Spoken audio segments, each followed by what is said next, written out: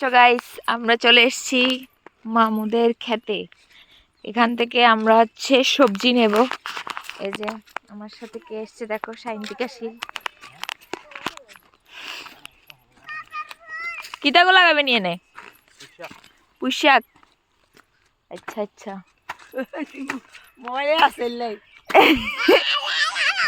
এই যে গুড্ডু চড়া বেতের গোড়া এসছে এখানে।